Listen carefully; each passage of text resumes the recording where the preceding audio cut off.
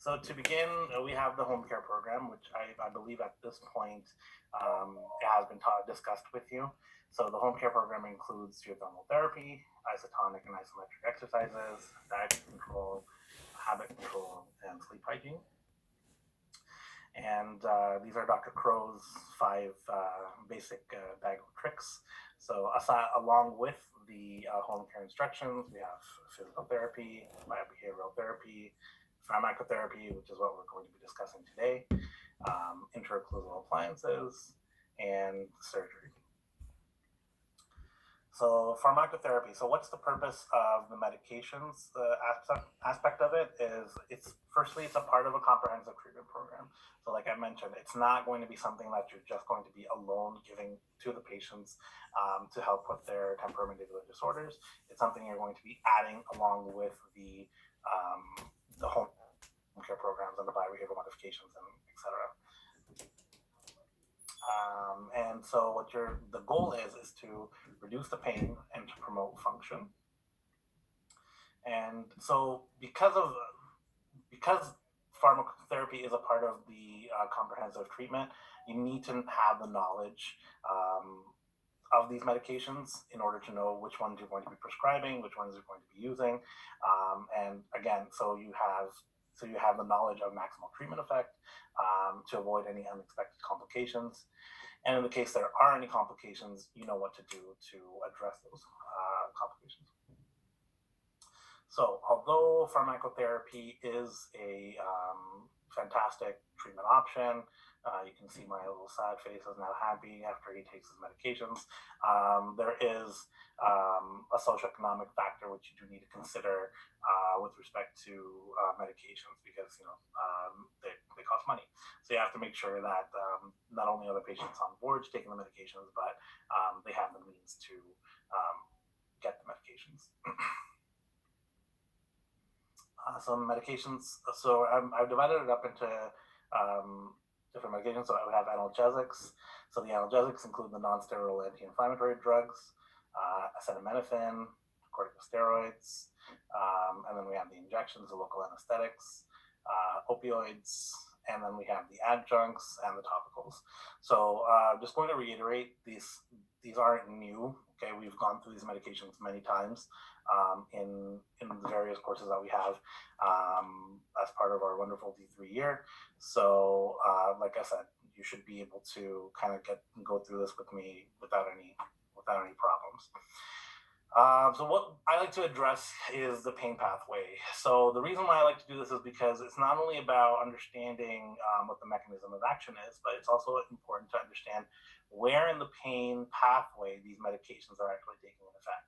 So if you take a look at this is just a very general pain pathway diagram.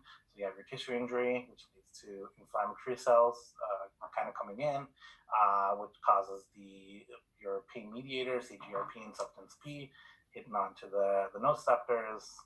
They go to the sensory neurons in the trigeminal ganglia, up to the nucleus caudalis, and then right up to the central nerve, up to the brain, where you kind of process the pain. So non-steroidal anti-inflammatories, mechanism of action. Who wants to help me out with that? Do I have to pick on you guys, or is someone just going to come out and help me? Regina, if you want to turn on your mic, just tell me what the mechanism of action of NSAIDs is. I knew you were going to call me. It was an anti-inflammatory, so like prostaglandin. She doesn't want to turn on her mic, I guess. Can you hear me? One volunteer. Can you not hear me now? No one wants to volunteer. Can you hear anyone? People are talking. Cody?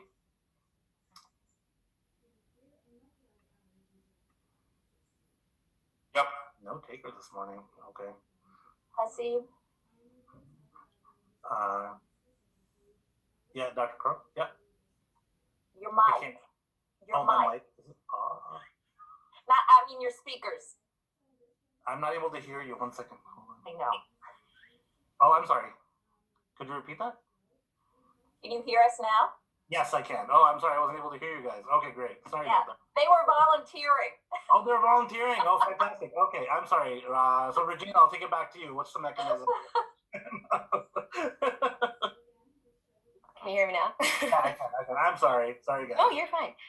So it's like the COX pathway inhibitor. So it works with the Yes. prostaglandins. Yeah. So perfect. So it suppresses the production of prostaglandins and thromboxans by inhibiting the COX-1, COX-2. So now, what's interesting about NSAIDs is, as the name implies, that there is an anti-inflammatory as well as an analgesic effect. So in terms of the analgesic effect, what ends up happening is that these prostaglandins, they actually sensitize the nociceptors to the pain mediators, while in the anti-inflammatory action, the prostaglandins actually inactivate the neutrophils, so that's why you're getting both of those actions. And those actions are dependent on the dose. So up to 1600, you get the analgesic effect, and above 1600 is where you get the anti-inflammatory effect. So again, like I mentioned, so we have an analgesic, anti-inflammatory, antipyretic, as well as an anticoagulant effect. And then we have two types. So we have the non-selective, and then which inhibits both COX-1 and COX-2. And then we have a selective, which only inhibits the COX-2. So FDA black box warnings. So NSAIDs can cause an increased risk of serious GI events, so which includes bleeding, ulcerations, perforation of the stomach and intestines, which can be fatal. These events can occur at any time during use and without warning symptoms. In elderly patients, there are greater risk for serious GI events, as well as cardiovascular risks. So you have serious cardiovascular thromboembolic events, MI, stroke, which can be fatal. And the risk may increase with the duration of use. Patients with cardiovascular disease or risk factors for cardiovascular disease may be greater at risk. So then, I think this slide just repeated twice. Okay, so the commonly prescribed NSAIDs are ibuprofen, 400 milligrams, TID or QID, naproxen, 550, BID, diclofenac, 50 milligrams, BID, diflunisal, and so the clinical considerations. So normally we'll prescribe it for mild to moderate pain, okay, or anti-inflammatory or surgical pain management. Common side effects, like we mentioned, the GI complaints, somnolence, rash, headache, and rare side effects includes the GI ulcers, cardiovascular events, erythema multiforme, coagulopathies, anaphylactic-like events in asthmatic patients, and hepatitis because it is metabolized in the liver. When to avoid in renal disease, asthma, GI ulcers, and the late stages of pregnancy. And when to consult, as mentioned, in hypertension and CVD.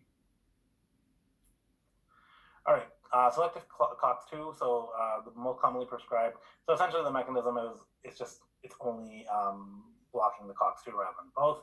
Celecoxib, 200 milligrams BID, or Etodoloc, 200 milligrams BID. Clinical considerations is the same: mild to moderate pain or anti-inflammatory or poor surgical management. Common side effects are also the same. Rare side effects, you have the GI events, erythema multiforme, again, same. Avoid in, again, a cardiovascular disease, pregnancy, allergy to sulfa medications, and it's contraindicated in, so same cardiovascular disease and MI patients. When to consult if you have a patient that has hypertension. If I'm going too fast for you guys, please let me know. Like I said, it was kind of repetition, so just going through it. So again, now in my pain pathway, when I look at it, NSAID is basically essentially going to be acting in that sort of peripheral part of it. So right when where the tissue injury takes place and the inflammatory mediators are being released, essentially that's where your NSAIDs are going to go and act and try to block the pain pathway. Acetaminophen, mechanism of action. Do I have another volunteer, or should I go to my list of lovely black squares? All right, I'll give it to Cody this time. Cody.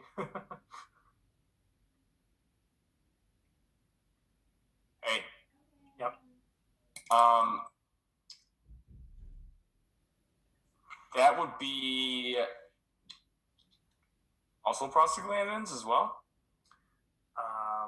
Yeah, so COX-3. All right, so it's the activation, so central mechanism of action. It's by the inhibition of the COX-3 or activation of descending pathways. It does not suppress prostaglandins. It has more of a central mechanism. So that the COX-3 is actually located in the central nervous system. So that's where it's going to act, but it's not inhibiting any prostaglandin suppression. The effects, we have both the analgesic as well as the antipyretic. It is the drug of choice in pregnancy. So whenever we have, I'm sure you've seen this even in clinic, whenever we have a patient that comes in who is pregnant, essentially we'll do acetaminophen. And the dosages, 500 to 1,000 milligrams 3 times a day. The maximum dose is 3 grams per day. Can I break in? Yes, please. I Now that I just can hear everybody. you didn't want to hear us, I know. I really want to remind folks to check the dosages that their patients are doing for anything, any procedure, not just orofacial pain, but acetaminophen in particular. I have seen patients go into acute liver toxicity because this is an over-the-counter drug, and if a little helps, a lot might help more. So it's really important. We ask patients all the time in clinic when they're on medications, what do you, I take acetaminophen for pain. How often do you take it? Whenever I need it for pain. How often is that? Oh, 5 times a day. And how many pills do you take when you eat? You really need to get that information. Don't just put in your progress note, patient takes medication PRN, because this one is actually a drug of suicide use. It can cause acute liver failure, and it can be fatal. Okay, I'll get off my soapbox. Dr. Gonzalez wants to go on her soapbox, though. Yes, good morning. I'm sorry. Now I know when I tried to introduce Hasib, he just start talking, and it was because he was not listening. He couldn't hear us. So if you don't mind, I will just make that introduction now. Hasib, Sure. Yeah, that's fine. My apologies. No, and then I will make a comment about the previous med you mentioned. Okay, sure. Yeah. So maybe people, are thinking, why is Hasib teaching this class? And I want to let everybody know that you may know already, Dr. Hasib Hussein, he actually did our TMD and orofacial pain program prior to become an IDP student. So he completed the program, and in addition, during his 4th year now as an IDP, he is doing a program in teaching for future academicians in the field of dentistry.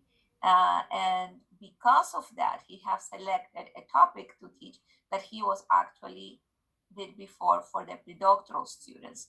I just want to clarify that because it's important, and you may be wondering why we have one of your classmates doing this, but it's because he is fully trained on it.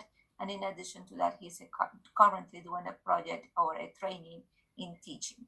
So Hasib, thank you so much for being with us today in ODS 834. Welcome back. Thank you. That was the part you didn't want to listen to now, actually.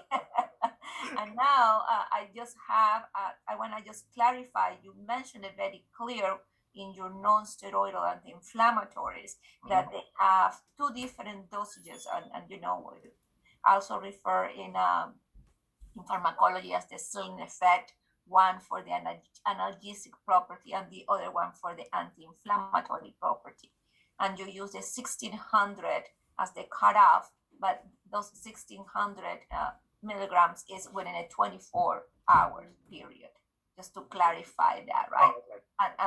And when we go to the 2400 ceiling amount is for the anti-inflammatory effect, which is going to be very important when you guys are deciding if you, in your cases, if you decide your treatment plan to prescribe a medication, you want to be sure that you are justifying if you are trying to achieve an analgesic effect or an anti-inflammatory effect.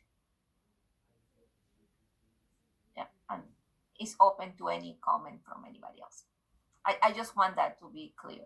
No, perfect. That makes Thank you, and thank you again, and thank you for being here. Hasib. no, thank you. And my apologies for this morning. The Zoom is a lot of fun to work with sometimes. We know, don't worry about it. All right. Okay. All right, perfect. Yeah, so we went through the mechanism of action. So the effect, again, it has an analgesic as well as an antipyretic effect during obstructive pregnancy. So then those are your maximum dosages.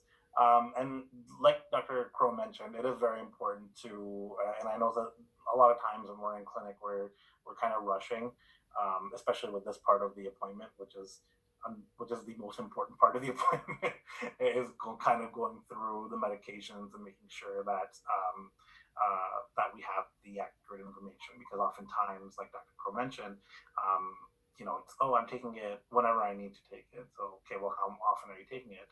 And then what you'll find interesting, and this is something that I come across often, is, usually I'll put I'll take like 5 pills at a time. And you're just like, well, that's not going to do anything for you. You know what I mean? Because like we mentioned, there is a ceiling effect for all of these medications. So whether they're taking 1 or whether they're taking 5, the 5 is just damaging, having more adverse effects, whereas it's not really doing anything in terms of benefiting them, in terms of what they're wanting that medication to do. So that misconception of, if I take more of this, it's going to help me more, is not accurate, like we know. But again, it's very important to go through that information because the patients don't know that and they're harming themselves. So clinical considerations for acetaminophen: it's mild to moderate pain. Side effects, Dr. Crow had mentioned, it's hepatotoxic, so there is a chance of liver failure, and you want to avoid liver disease and chronic alcoholics. So chronic alcoholic, it's greater more than 3 or more drinks per day, alcoholic drinks. So with alcohol, there is an increased risk of renal disease as well. So so just mention this as needed, but find out how much of it they are taking. So how many milligrams is in the pill that they take, and how often do they take them during a usual day. So exactly. So it's very important to know that. So if they're like, I take Tylenol, which one is it? Extra strength, is it regular strength? Because the milligrams vary, and then how many of those pills are they taking per day? So within the pain pathway, so like we mentioned, so acetaminophen has a central effect, so it goes right to the central nervous system, tries to block COX-3, and then that's where it's sort of blocking off your pain pathway. So the next medication we're going to be talking about is corticosteroids. So suppresses and breaks down cellular mediators is essentially the role. It inhibits phospholipase A2, preventing prostaglandin synthesis. So again, as mentioned, prostaglandins cause the sensitization of the nociceptors to the inflammatory mediators. So the effect has, again, anti-inflammatory, antipyretic, and analgesic. So the types, you have your oral, injectables, and then the one that we use here, so methylprednisolone or the Medrol dose pack. So the one that is commonly prescribed is this Medrol dose pack that you kind of see the picture of right next to the writing part of it. So it's a tapered dose. So every day it increases. So if you see in the beginning you take 1 4 milligram pill, and then it's 2, then 3, then 4. And it's a 6-day sort of pack. And it's the same way when you're taking it. So if you have a patient that's on long-term steroids, you also need to make sure that when you decide to stop the steroids, that you're tapering the dose down.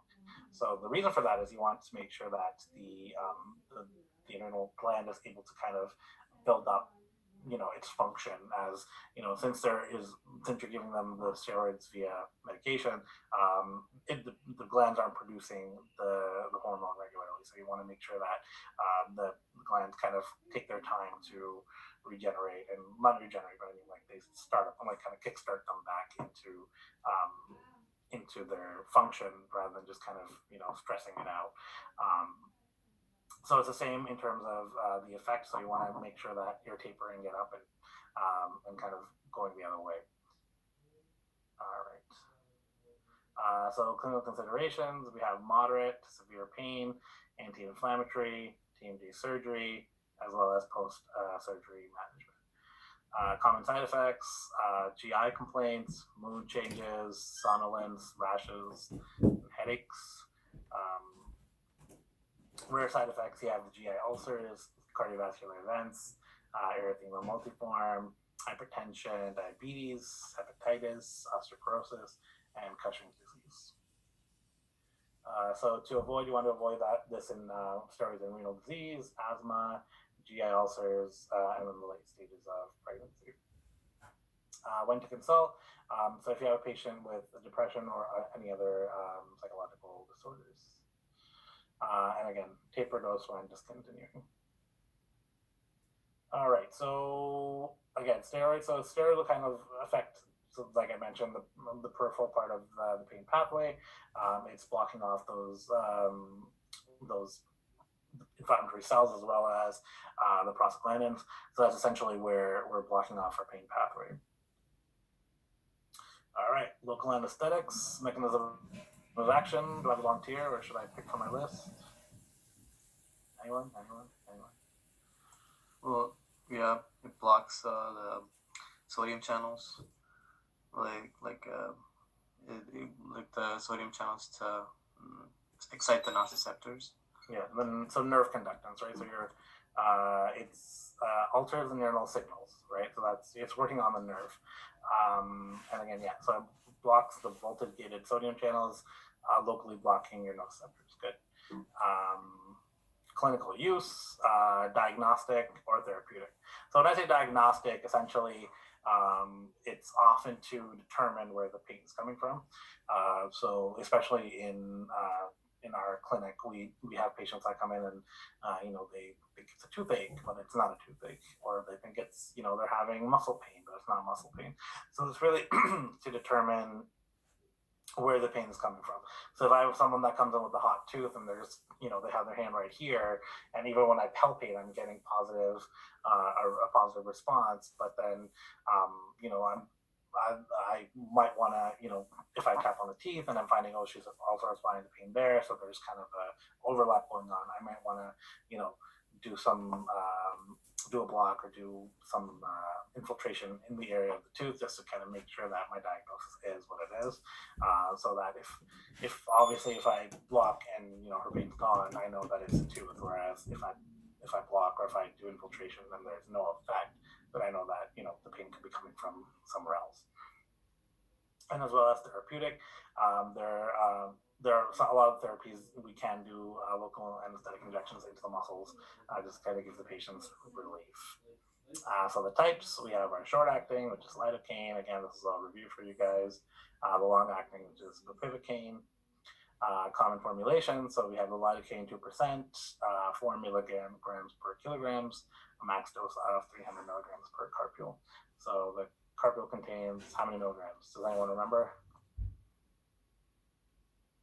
Zaim, you want to take that one too? Oh, we got another volunteer. 34. Yeah, 34? I think 34, perfect.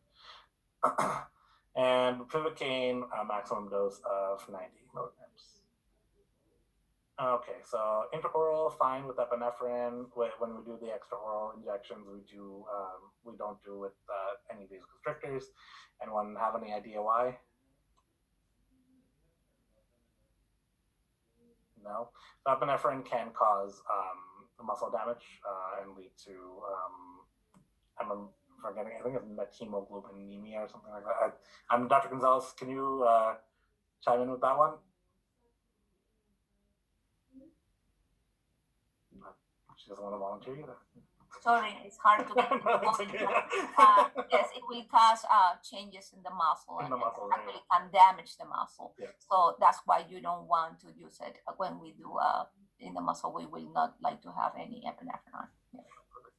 Basically, when we're doing extraoral, we don't use any vasoconstrictor, not epinephrine, not levodopa. Normally, the one that's in the local anesthetic injections is epinephrine.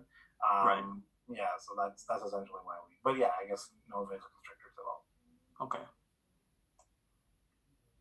All right. So clinical considerations, again, diagnostic aid. You get immediate relief from your pain and TMJ surgery. Common side effects: edema, erythema, petechiae, rash, and neuromuscular weakness.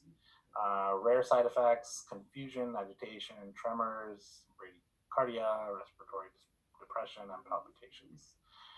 So you want to avoid in patients with myositis, so people that already have muscular disorder, you don't want to add on to it.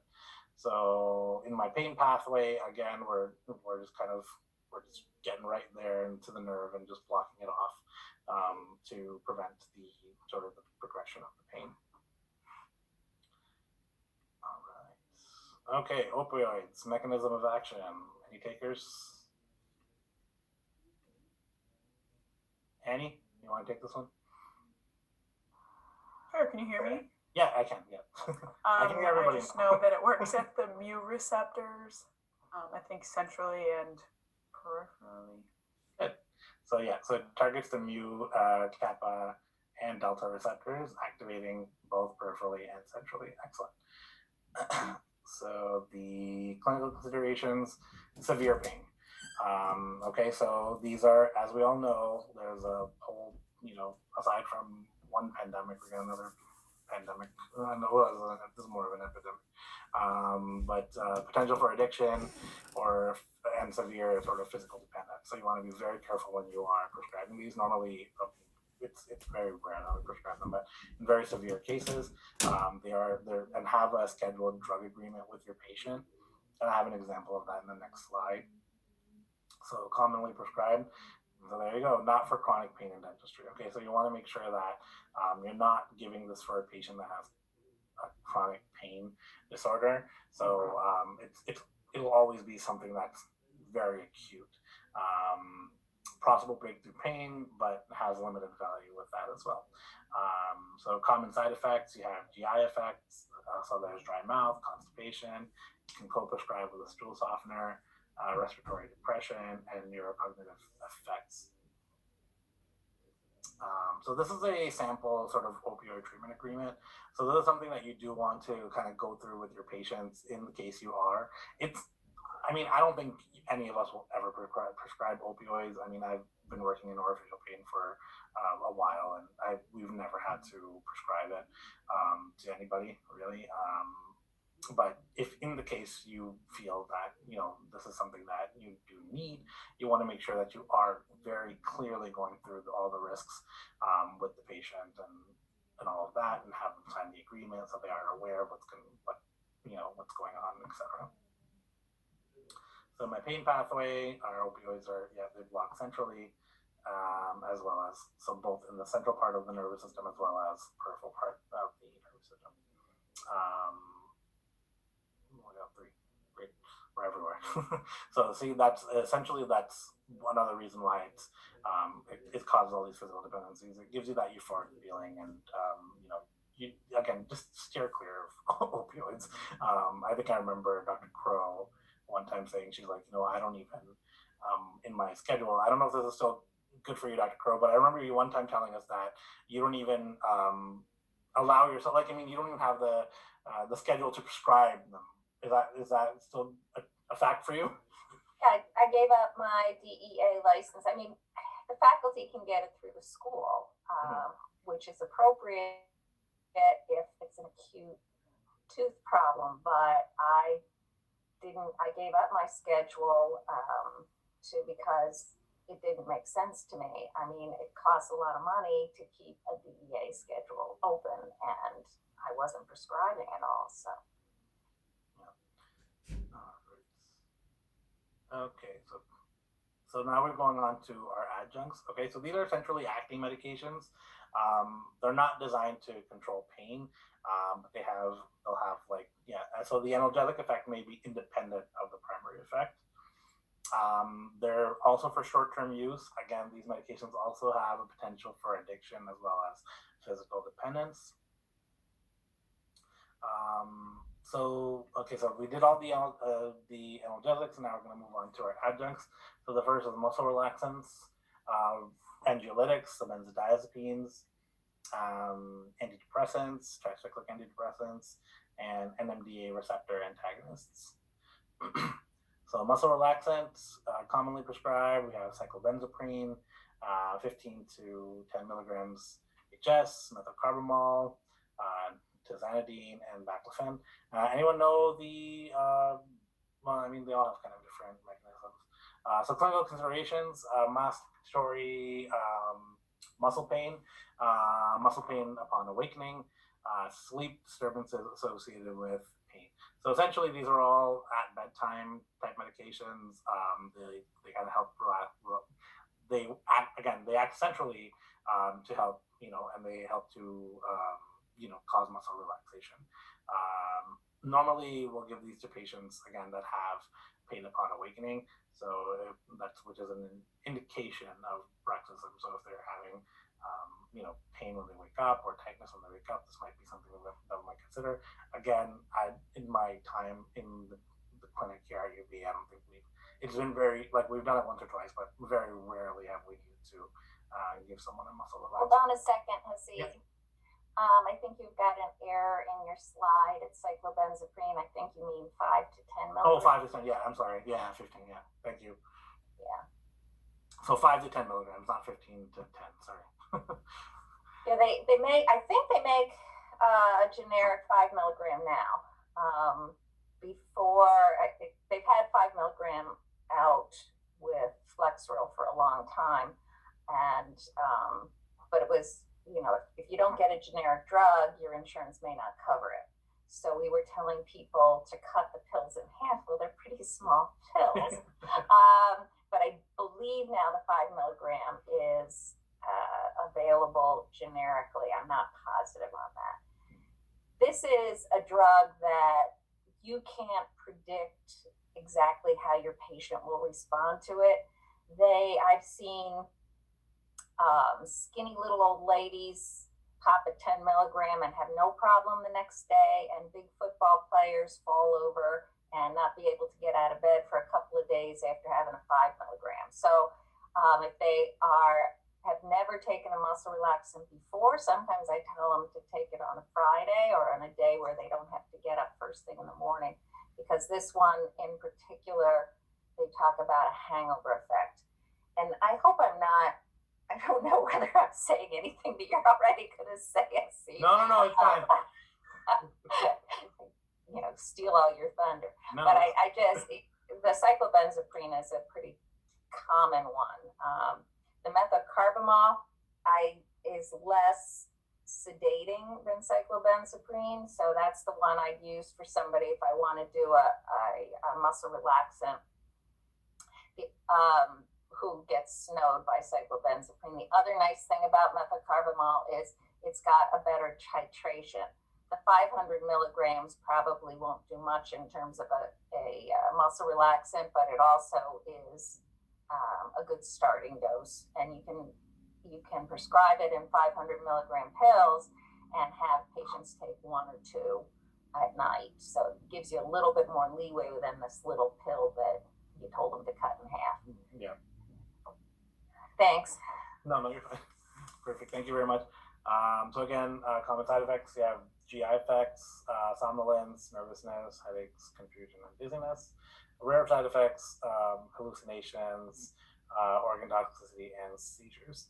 So again, cyclobenzaprine, it is contraindicated in recent MI patients or cardiac rhythm disturbances.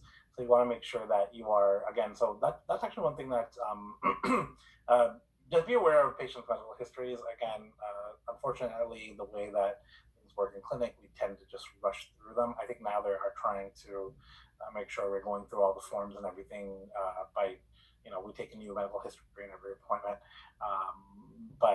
Yeah, just make sure you know the patient's medical history. It is very important, especially if you are considering doing prescriptions, because you need to know what reacts with what, and so to speak. That reminds me, I'll say one more thing about cyclobenzaprine. It's chemically related to the serotonin-acting drugs. So you do have to worry a little bit if somebody's already on an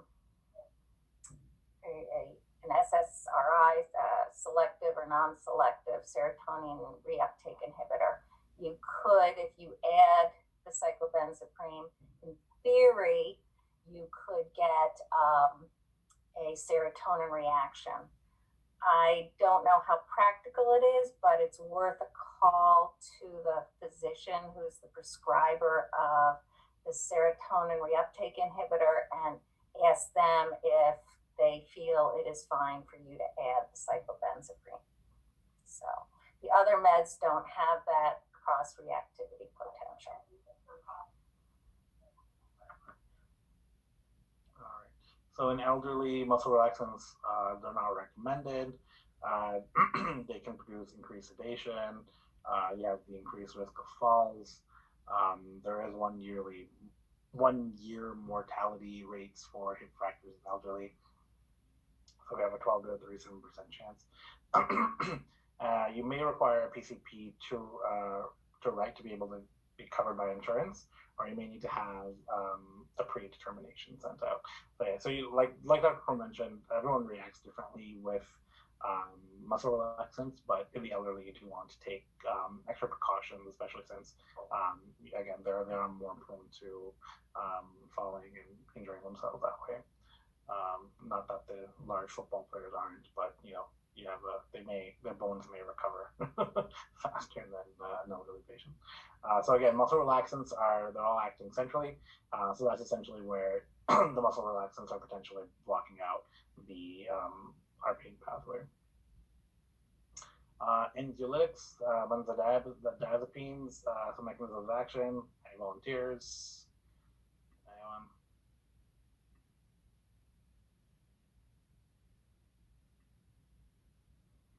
I think they act at the chloride channels.